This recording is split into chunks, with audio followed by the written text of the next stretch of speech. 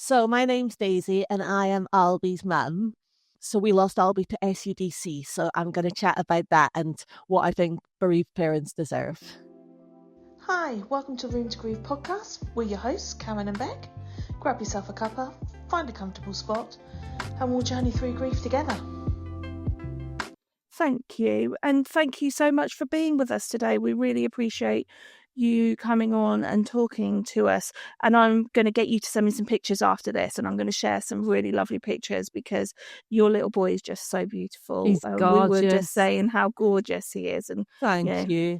I'm always Karen was happy just to saying she had share. a little cry at looking at his pictures because it's also shit that we're here together and that, you know, we're all in this, but we'd be really grateful if you could share with us a little bit about Albie, about his life, about who he was, and then sadly about what you guys as a family have had to go through. Yeah, so thank you for saying that about Albie. He was such a beautiful little boy. I'm always happy to share photos of him. I've got about 1,500 on my phone because I'm a big photo taker, so they're so precious now to have that to look back on. Totally. But yeah, so Albie was my fourth boy, so a busy household. So he was really an easy baby. And I don't know if it's maybe because he was number 4, so maybe I was a little bit more chilled and a little bit more relaxed. But I think he was easy, you know, like he would just, even to strangers, he would give them the biggest smiles, and he was just so giving. He would just give so much affection and give cuddles to anyone who needed them, and give us so much laughter every day. And he just really loved life. Like he loved the little things, like he loved going into our garden, and he loved feeding the ducks and playing dinosaurs with his brothers, more so Milo than the bigger ones who are teenagers, but they were still keen to do a little bit of dinosaur play every so often. But he just loved the simple things in life, because sometimes now I think, oh, should I have took him on holidays? Should I have, you know, taken him to a zoo and things like that? But really, I don't think he needed that. He was happy with a little trip to the library and going to Moo Music to dance about on Tuesday mornings. Yeah. So it was just after Albie's first birthday. So we'd had a big birthday celebration at the house, but with 4 boys, every celebration is a big gathering anyway. But yeah, we'd had all the family round, and he tried chocolate cake for the first time, which he really liked. Oh, how amazing. And then 2 weeks later, he went to nursery for the day, and he had a really, really good day at nursery. Me and Ian, his dad, both picked him up, and he'd been playing in the home corner, and we went into the room and he gave us a little wave from the home corner, and it was just so cute, so special. It's such a special memory to know he had such a great day on what we now know was his last day, because that night we tucked him up into bed, and he was so excited because we had new fairy lights. So he was looking at the fairy lights twinkling above him. And then it was that night that we lost him, and I only found him early in the morning, and that's really when our whole lives changed. You know, it wasn't just his life ended, it was his life ended, and so many lives changed because of that. And like, in terms of my grief journey, as you say, I guess like the easiest way to say it is that I was like not prepared, because no one could ever be prepared, but like it was just nothing like I could even have imagined. You know, like when you see it on a movie and you think, oh, they're so sad because they've lost someone, and you just think you're going to be consumed by this sadness. And I, of course, was, and I still am, but there were so many more elements to it, like even just the practicalities of knowing how to plan a funeral and knowing how it all worked and how to tell people and all those difficult things. It's just, you're sort of thrown into this world that you don't know anything about, and you don't want to be there. You don't even want to get up, but you're in shock, so many really, things. Aren't you? That's it. Yeah. And to be honest, I'd never even heard of SUDC. So it was a very, very tense, anxious wait until we found out what had. Did you have to wait long? Albie to die. It was quite a long time, because we lost Albie in April 2023, and it was exactly the time of the Jubilee. or the coronation. I can't remember, one or the other. So everything was delayed. So the postmortem took longer because it wasn't operating. And I understand these holidays happen, but when it's your child, you just want that. You just think that surely should be everyone's top priority in the world right now. Nothing else matters. So even to get him back to us took quite a while because he had to go to Aberdeen and we're in Inverness. It's about over 100 miles. And I just wanted him to be near me, in the same town. Yeah. If he couldn't be tucked up at home, I wanted him at least to be really close by so I could go and be with him, and just wanted him close. But I think it took about 8 or 9 weeks until we got the conclusion that it was SUDC. We were able to have the funeral and things before that, but that's what I mean when it was like the whole world of grief was such a surprise because it was a sudden unexplained death. Yeah. So there had to be all the police involvement, and there had to be investigations and, things that I had never imagined, like giving blood samples and everything straight after. And I was just so scared because I was like, oh, Albie had a teddy, was it against the law that he had a teddy in his bed with him? Or, did I knew I wasn't. Did you wrap him wrong, or did you put? Just because it must have been thousands of things going through your mind. Absolutely, because I think you're always going to think, could I have done something? Did I miss something? Was there anything I could have done? So it was bad that I was questioning it, but then also other people were questioning it. The police were questioning it and taking statements about it and questioning my husband and things like that. And to be honest, the police were always so respectful and so full of care, but I was just never comfortable talking to a detective, because who is? Of course. Yeah. I just lost my child. I didn't want to sit down and give a statement. So I think that somebody was in part blaming you. Exactly. Yeah. Because, I had the other boys at home. So I was like, oh God, what if they think I've done something? And then I lose the boys as well as having lost Albie. It was just because your brain isn't functioning right. It can't, can it? With everything that you've gone through. So the crazy thoughts must have been coming daily. It was such I kind of feel like the first few weeks probably were kind of shock and also fear of, had I done something wrong, unintentionally, of course, but had I accidentally, as you say, wrapped him wrong, or had I given him a bear that he wasn't meant to have, even though I know now he was over 1. So with SUDC, safe sleep guidance don't apply because, he could. Well, that's what I was going to say. I thought that, I have 4 children. Yeah. Mine are all adults now, but when they were little, I stupidly, naively thought that once they got to 1, that risk, they were a little bit safer. That's it, yeah.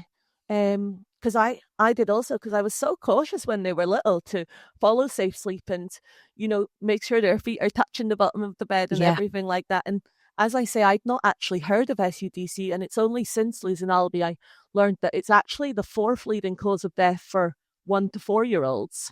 Wow. And to 4-year-olds? 1-year-old to 4-year-old, it's the 4th leading cause. Wow. And you don't hear about it. So it's such a unspoken tragedy that's going on. Yeah. I think the statistic is that 1 to 2 children every fortnight in the UK die of SUDC. Oh, wow. Wow. And at what age do you become not at risk of from 4? I think at 4 the risk reduces, but SUDC can occur anything up to 18. Really? Yeah. Blimey.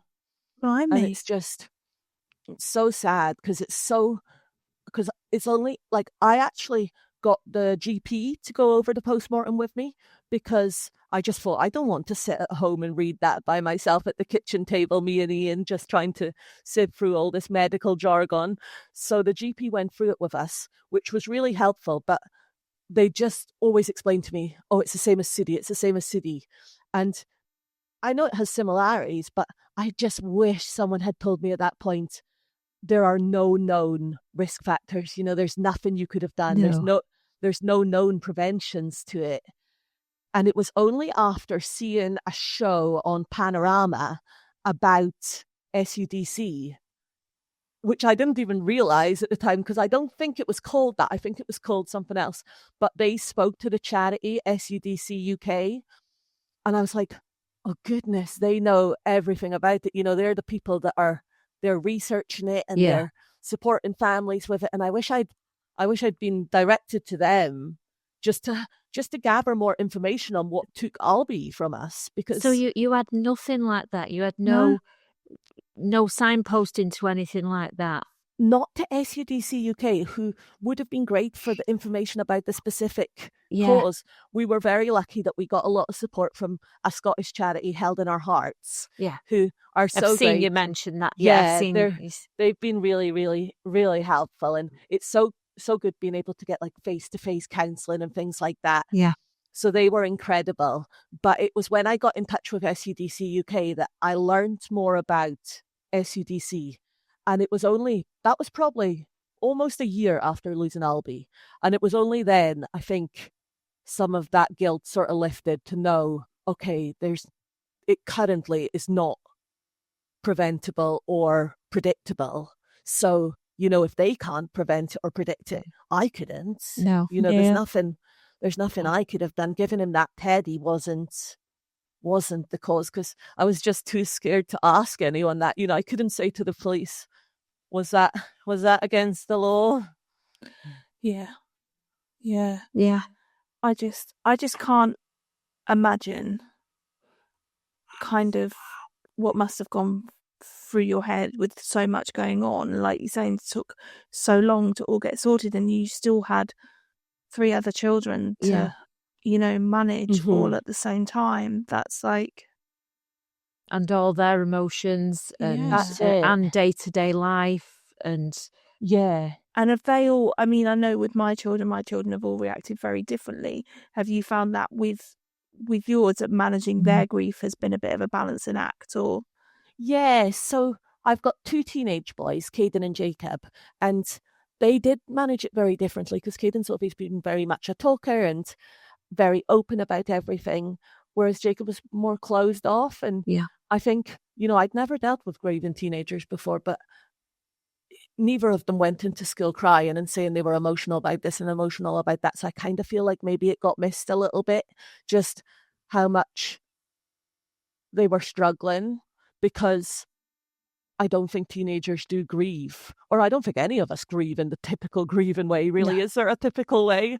There is no typical way, and there's and in the schools in particular, I think primary schools are better, that they've got not necessarily grief, but they're more touchy-feely and they're more watching for things. And once you've got into secondary school, you're sort of on your own. Because also primary school, they only have one teacher. So they know them really well. Whereas secondary school, I don't think they spotted the signs. But then I don't know if I really spotted the signs, but I didn't know what to look for, and I was so consumed with my own grief, which sounds awful to say, but they're doing well now. They remember Albie in such a lovely way. Like both of them, so Caden's 17 and Jacob's 15 now, and you know how precious phones are to boys that age, but ever since we lost Albie, he's always been their screensavers, which I just think is such a lovely thing. And Milo's 4, so he's very much because I talk about Albie all the time, he's literally one of my favorite topics, and I think Milo is following with that, because, he talks about Albie all the time, and he talks about him in a nice way, because if, for example, he gets a bag of crisps and the crisps are weird shapes, he'll be like, Albie, stop playing jokes on us. Oh, that's so cute. That is lovely. Which is really it makes sweet, it the norm, doesn't it? If you speak about him, it makes it easier for them to speak about him as well. Definitely. Because my biggest fear is not him being spoken about, or not speaking about him, or being forgotten. Is just the scariest thought, I think. I think that's every mum's biggest fear. From day one, that it just grows, that you just want to hear people say their names and you want to speak about them and to share them. It's normal, isn't it? I think so, because they were so special. Yeah. They deserve to be remembered.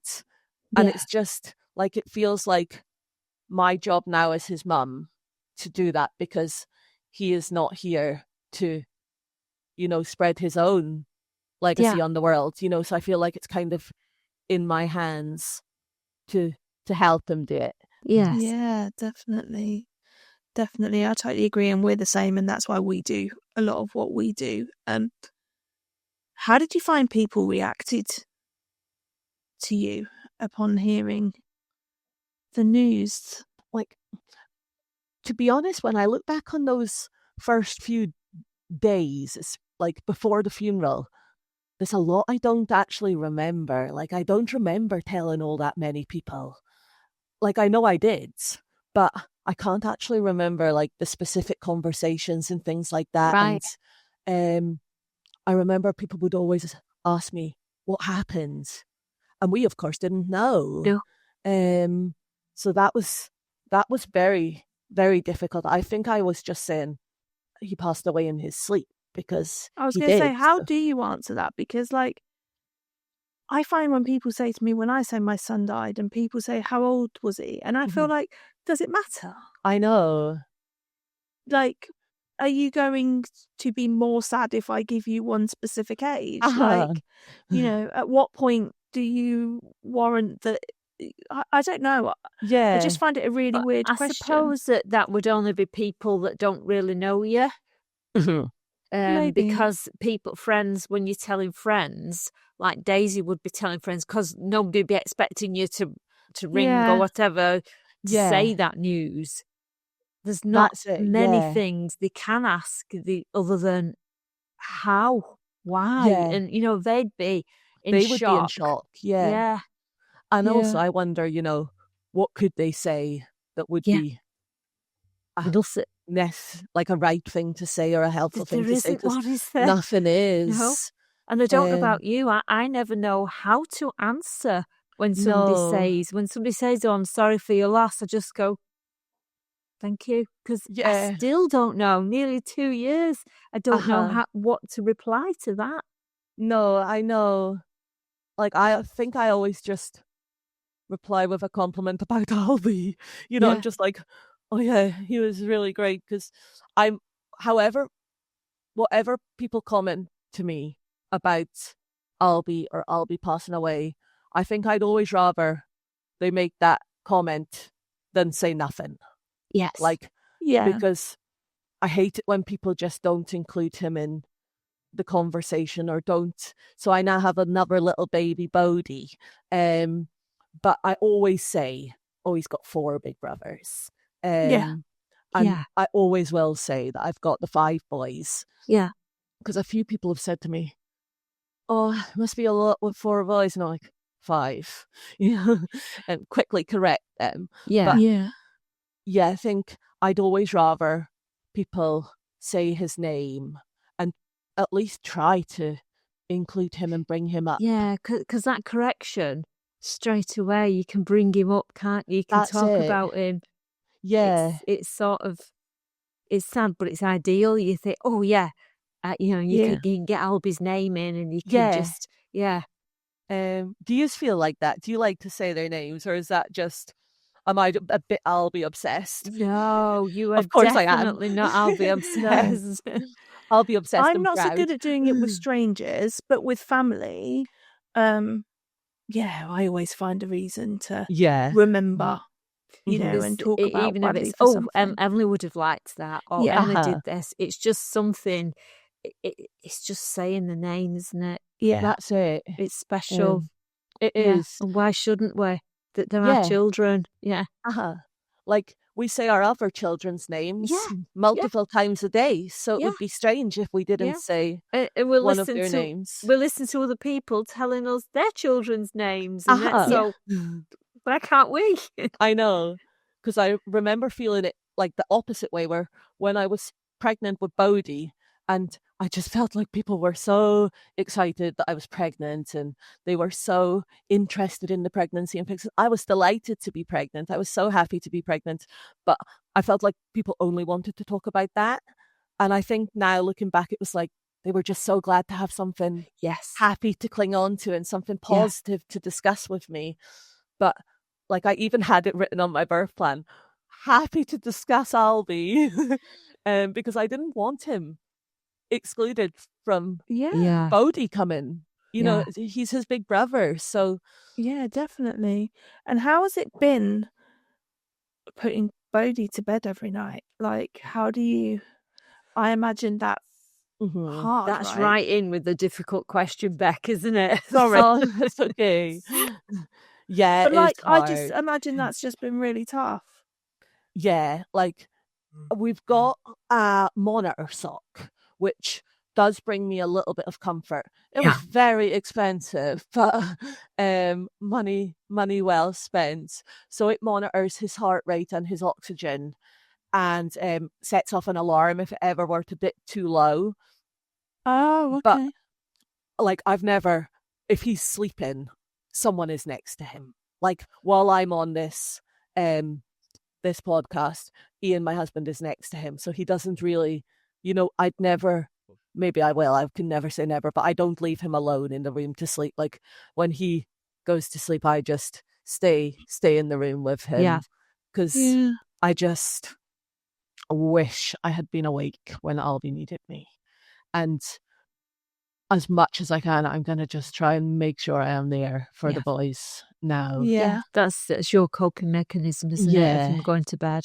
Yeah. Mm-hmm. Like I just like to know someone is close by, but I've probably embedded awful habits in him, and he'll want to sleep in with me till he's 6 years old, but it's fine. I'm happy for the cuddles. Doesn't matter. Yeah. Cross that bridge when you come to it. Exactly. If he's 21 and like you're trying to get him to discuss the work, maybe have a problem then, but for now. Yeah. But it was funny because I thought that would be the only thing I would be anxious of with Bodhi, because that was how we lost Albie. But I think losing Albie sort of just like introduced me to the fact that awful things can happen. Yes. So, even when I was pregnant, I was so anxious. And then when I had him, I was worried I was going to lose him in other ways. And, I think I'm just more on edge about all dangers now, because I couldn't. It's no longer something that happens to other people, is it? That's it. You know that it could happen to... Yeah. And you also know that even though it's happened once, you think, well, some people might think, well, it's not going to happen to you again. And you think, how do you know? That's it. Yeah, you don't. Because there is no statistic, just because it's happened once doesn't mean it's not going to happen again. So I'm quite over cautious with things, but I'm lucky that like my GP surgery and that are really supportive. So, if I want any of the children seen, they're all on a list so that they can get seen that day and things like that. That is fabulous. Yeah. Really, really good. And is that living in a small community or something that you get that? I'm not sure. I think my secret weapon is I have a great health visitor who really has been such a help, because I think she put that in place and like let them know. And even things like she helped with, because it took about a year and a half till we could get Albie's possessions back from the police, because that's how long the whole investigation took. Even though we knew it was SUDC, they had to keep them that long. And I just felt so uncomfortable with the police coming back into my home. And especially when Milo was about and stuff, with these possessions that Albie had been wearing, and his little pillow, his rainbow pillow and stuff like that. And I was just so nervous for that to happen. So my health visitor was so kind and collected them all and boxed them up so beautifully and looked after them until I was ready to get them back. And I'm glad that it was done so gently, because it's such, anything of his is so important to me. And you don't want people like that touching them, somebody official, somebody who doesn't know him. That's it. Yeah. And I think it has changed now, but I know that previously people had told me in those sort of circumstances, they take the baby's or the child's clothes back in evidence bags and stuff. And I was just like, I don't want anything of Albie's touching anything like that. So my health visitor put them in a lovely Peter Rabbit box, which was much more Albie appropriate. Yeah. Oh, how lovely. That is lovely that you've had somebody to do it. Because if we rang our doctors, they don't even know we've had a loss. Really? There's nothing on our records. There's nothing flashes up that, oh, this is a family in turmoil. No, Yeah. you have to tell somebody every time. That's my so GP, hard. the last time they called me, I mean, we live in a small town. We've only got one doctor's surgery. It's not a big place to live. But she called me and said, "Oh, I see you've had a referral to a retreat, a grief bereavement centre. Can I ask who died? Was it your mum, your dad, your grandma?" And I said it was my son. And she said, "Oh, I see you've got 3 children. Which one died?" I said, "I've got 4." I said, "It's the one you clearly removed from your system." Like, Bradley doesn't even appear on my notes as being one of my children anymore. Goodness.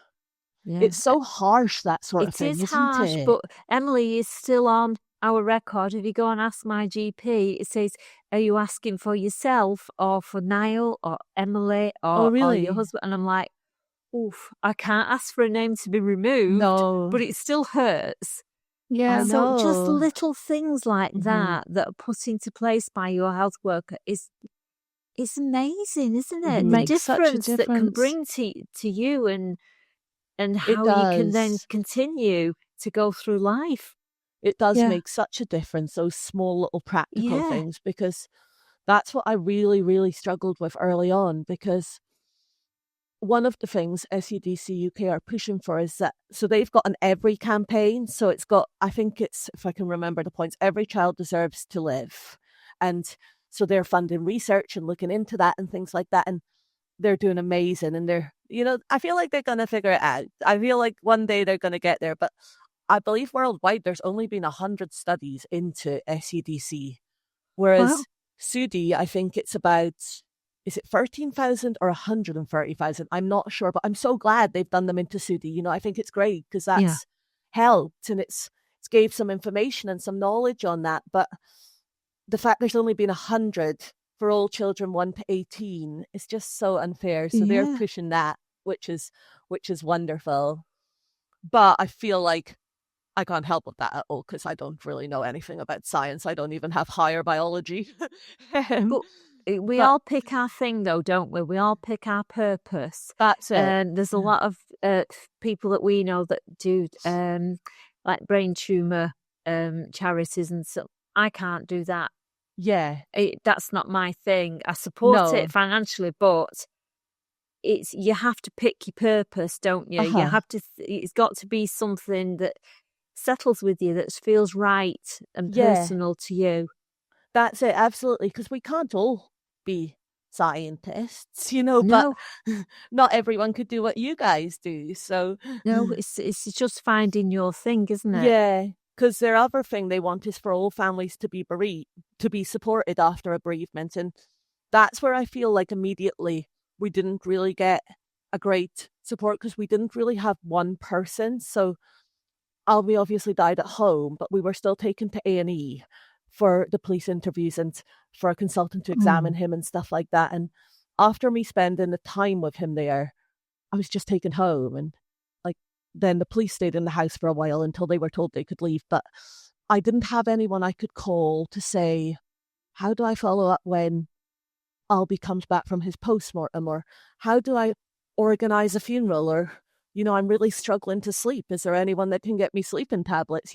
I didn't have any one person to go to explain to me the process of what happens, because I think that process is so traumatic and it's such an unknown.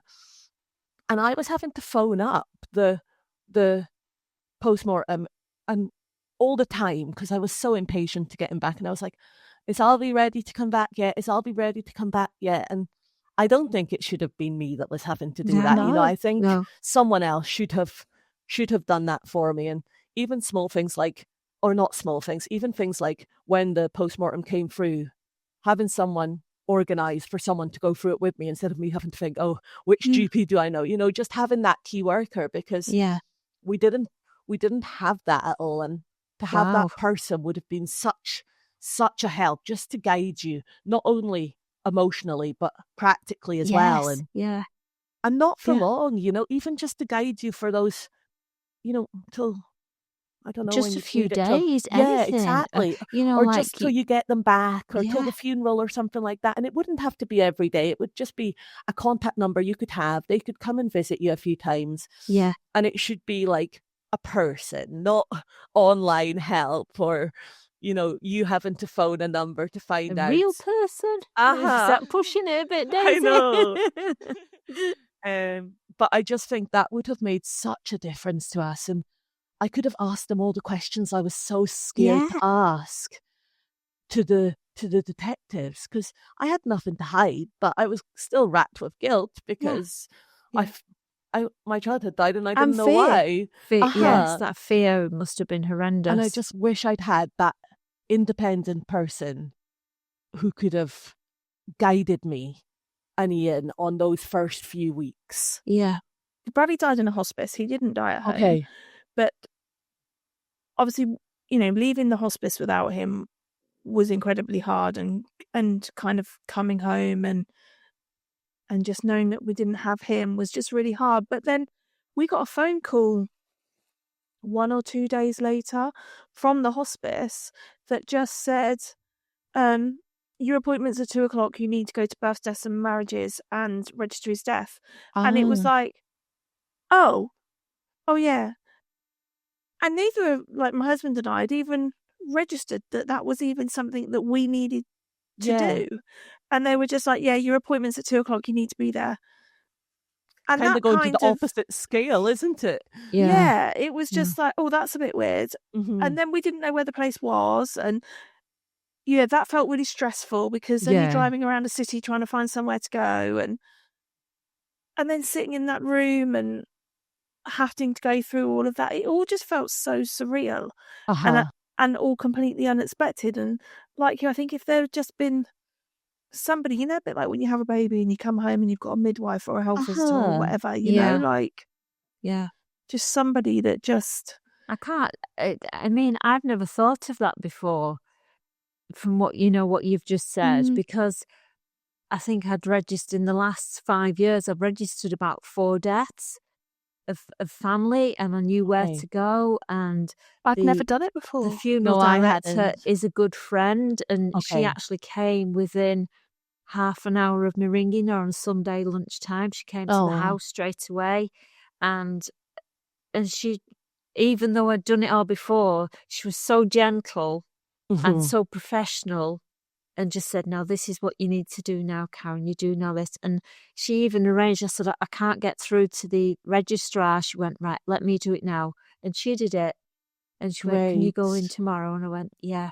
And it was my birthday. And I didn't even know the date. It was just tomorrow. And then when I got there and I saw the forms and I had to do the date, and I went, oh, it's my birthday. Oh, goodness. But it's the last thing from your mind. Oh yeah, I won't ever. I don't think I'll ever celebrate my birthday ever again. But you're on automatic pilot, and you just need somebody to guide you and stay. And I had that. Yeah, I had that within. I had my McMillan Team. I had the hospice that come into the home to help, and I had my friend who was the undertaker. Yeah. So I can't imagine. If I hadn't have already registered those deaths of other family members and didn't have that team around me, I can't even imagine where to start. Yeah, with the upset of your loss as well. It's horrendous. You didn't have somebody. Either. It was so hard because, you know, we do have family and friends and things, but it wasn't that I needed. You know, I needed someone who knew the practicalities of what to do after someone dies. And you know, I needed someone to come to the house and do things. You know, we weren't able to do it that time. Like, for example, the police had to take away, because Albie was still in our room, so they'd had to take away all his bedding and all our duvet and stuff like that. So that first night coming home, me and Ian had no duvet to sleep under, which we didn't care about. But then, you know, Milo was confused. You know, why have the police took our duvet? Yeah. So we, of course, needed to get a duvet. But the day after your child dies, you don't want to go out duvet shopping. No, and, you know, our family's quite far away, and they did get it and everything. Of course they did. But if we'd had that person who could have thought, okay, have any belongings had to be taken away that need replaced? Has anyone explained when Albie will be taken through to Aberdeen? Who will update them on the postmortem? When should we contact the funeral home? You know, there's just so many things that I didn't know about. And, you know, even the signposting to a charity. I remember lying in bed late at night, Googling, my son has died, I live in Inverness, who can help? And wow. And I think that's the same for a lot of people, because I wasn't signposted anywhere. Were you not? Were you? Were you? Yeah. Who signposted you? McMillan gave me a full list of all different charities where I could get different specific. Oh, really? And did you get it as soon as it happened? Yeah, I got it. Okay. She was very nice. She was like, she went, there's this book, I need to give it you. Don't read it. You don't have to read it now, but if you need any help, just read through it. And she was like, you know, like being gentle with me. And I went, oh, what is it, Jo? And I'm like looking through it. And she went, no, you don't have to read it now. I don't want to upset you, but just in case, it's just signposting for different things. Yeah, so I had all that. The registrars are quite good as well if you ring them. But you wouldn't have known that. No, I didn't know that. The registrars, I think, because I'd registered so many, I was on the Christmas card list. I was going to their Christmas party. And, you know, like, I know from the past how helpful they'd been. Yeah. And, yeah, you should have been given so much more. That's it. And especially because of the shock element of it. Yeah. I mean, and we someone knew. could have conversed with the police and things like that to find out, when can I get Albie's blanket back? Because I didn't want it to lose his smell. And, you know, but I didn't want to phone the police and ask questions, because then in my crazy mind at the time I was like, oh, will that make me look guilty? You know? Yeah. So just to have had that person would have made a whole world of difference. Yeah. And it's quite good in Scotland now, because Held in Our Hearts have actually started a hospital to home program where if your baby dies, you automatically get the support, and they basically would help with all that as well as the emotional stuff. And I think it's up to 8 weeks, or maybe it's 8 visits, 8 weeks or 8 visits, but it's not like set in stone, which would be perfect and so amazing. Yeah. But you know, it really needs to be for all children. Is what I think, because like you said at the start, it doesn't matter the age of your child. You know, it's always a traumatic event, and everyone needs that guidance and support, because it's probably the time of your life you're the very most lost. Yeah. And I think even if it's something you probably have done before, I don't think everybody has that capacity to remember, because, you know, your mind just stops working, doesn't it? Yeah. I know. You need a guide. Yeah. You definitely, and like you said, you don't need it 24/7. You might only need to speak to somebody for 5 minutes, but knowing that they're there, and then the next day you might think, oh, I never asked this, because you can't remember. You know, you forget your name. So that's it. You can't start planning all this and having the police and all that must have been horrific.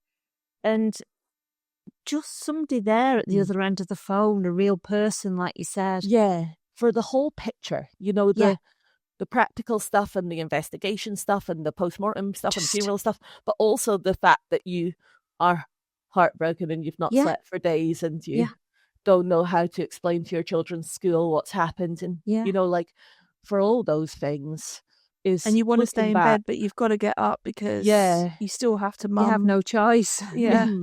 That's it. You still have to mum. You know. Nobody really explains how to do all that, do they? No, I think it's probably the still having to mum that's saved me. Yes, it sort of kicks in. Yeah, right. Well, I've got to do this, so I may as well do what I'm good at and carry on with that bit. That's it. But it definitely, I think it's definitely changed me. Probably in like good and bad ways. Like, I probably think I've got more understanding now to what actually matters. Yeah. You know, so if Milo wants to play a game with me, I'll play it. You know, it's not worth not playing that game because that's what's the very most important thing in the world. Or if Jacob or Caden want to tell me about something, I'll stop everything I'm doing and listen to what they want to say, because I think compared to them, everything else is like important still, but it can be done later. Yeah, of course it can. Later on, those teenagers don't want to talk to me. No. Oh no, you you need have to grab make the your most moment. of it, right? I'm just telling you now, make the most of it. Teenage boys, bloody nightmare. I have to bribe them with Pepsi Max and Domino's. Go on, spend time with me. Yeah, please. We come very needy, don't we? As soon as the teenage sons come involved, we're very needy mums. We are. Yeah. It's what's most important. And no matter how busy life is, you will stop and put your life on pause just for your children. And you'll probably do that forever now. And that's... Yeah. I found that grief has made me more emotional. It's made me less tolerant, if that was even possible. It's changed how I feel about my job and everything. It's weird. Yeah, I know. It's sometimes thinking, like, has this task got a purpose? You know, like, I remember even having a few sessions after Bodhi was born and I was really struggling. And the therapist said to me, okay, we're just going to take a few minutes and focus on our breathing, take some really deep breaths.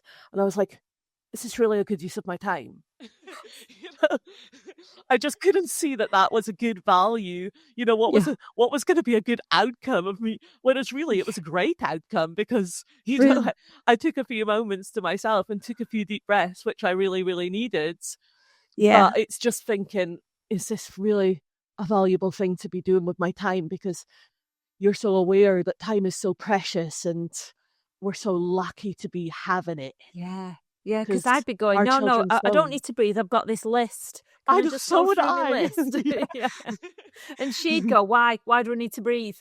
I've already breathed. I've took 3 breaths. We need to go. I don't need any more. We still fight against it, don't we? Even somebody's trying to help us. Because I actually took a few of the deep breaths and I was like, were they good? Yeah. How did I do? Top of the breathing class. Yeah.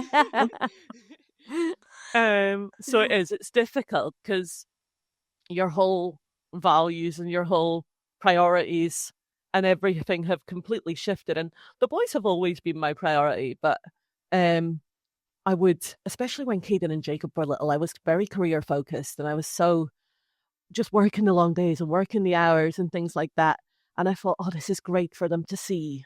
This is really good for them to see me working hard. But, you know, really, I could have worked 7 hours a day and then came home and they could have seen me, us all eating dinner, having the whole evening together. And, you know, we still had lots of lovely, lovely times. But with Milo and Bodhi now being little still, I just want to slow time down, sort of soak it all up. In the hospital, when I'd had Bodhi, I was holding him, and he must have only been 1 or 2 days old, and I was holding him most of the day. And one of the older midwives said to me, oh, if he doesn't need fed or if he's not fussing, you can just pop him in his cot. Thanks for the advice. I think I'll just hold on to him. Yeah. You know, I want to cuddle my child. Yeah. Because, you know, you'd give anything for that cuddle with Albie or our children. Yeah. So, you know, I'd never refuse them that. No. Yeah. But Bodhi is actually called Bodhi Albie Mackenzie, which I think is really special, because I hope that even though he didn't meet Albie, I think with middle names, like, people usually ask, oh, where's your middle name from? So I think it'll be nice when he's older. He'll be able to say, "Oh, that's my big brother's." That's a very good idea, that, isn't it? That's taking it to the next level. I'm quite jealous of you now. That's a very Karen thing to do. That is. I'm really pissed off about that. Actually, that I never. I'm too old to have another child now just to do that. So I'll have to change my son's middle name now from John to Emily. But I thought that'll be a nice little story for him to tell about when he got his middle name. And again, something to make it easy to talk about him. Yeah, absolutely. Like we speak about him with such ease, and he's just such a part of our everyday life. And although it was quite funny because he's like, I always think Albie sends me little things because I think he probably knows I'm quite needy and need a lot of things. So, I do get like the feathers and the butterflies, but then he also sends like interesting stuff as well that you wouldn't think. Like, I'm like, oh, that Frappuccino was perfect. That was definitely Albie was involved. And I was walking to nursery with Milo a week or so ago, and I said to him, I was like, oh, I wonder if Albie will send us anything on the way to nursery. And he knows that Bodhi we think of as a gift from Albie. And I was thinking he'd say a butterfly or a feather, and Milo just goes, hopefully not another baby. So, hopefully. But I like that, we can laugh about Albie and we can talk about him in a way that he's a happy topic and a positive topic, because Albie was so happy.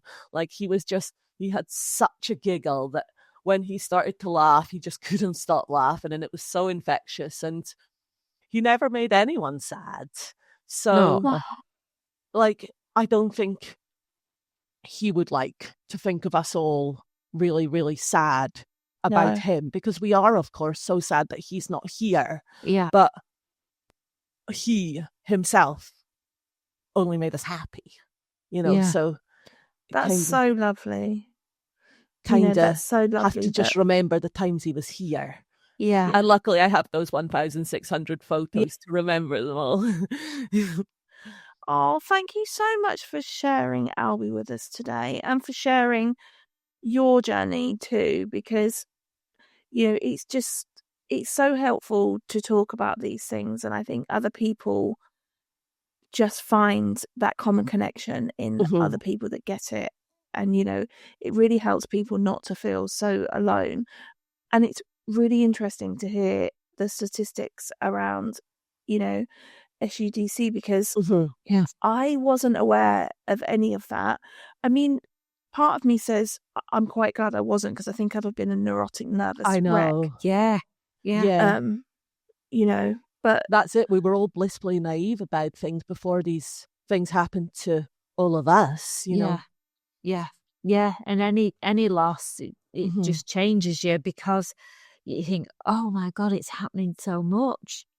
I know when you first, with myself, because I really struggled to conceive when I first got pregnant, then you've got the whole 9 months of worrying about miscarriage. And then my worry was the cot death, and I was obsessed with that. Yeah. And like at 12 months, I thought, oh, that's it now. I know. 12 months is gone. I'm okay. I don't need to worry about that. I'll worry about something else. And both my son had febrile convulsions, and that was until I think he was about 5 when he grew out of those. Scary. And then Emily had what they call stars, so her heart used to stop, and she'd just go limp and everything. Oh goodness! She grew out of that when she was 6. So I was like thinking, that's it now.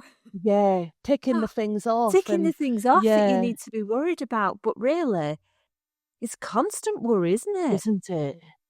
Because I often think being a mum. SUDC wasn't even on my radar. No, it just wasn't something I was thinking of. So now I'm like, is everything on my radar? Have I got every basis covered? But you can't. And no, you can't wrap them up in bubble wrap for the rest of their life. We've just got to get on with it, haven't we? And even if things were on our radar, we can't stop them. No. Not just now. No, we can't. Sadly. But thank you. Thank you for having me.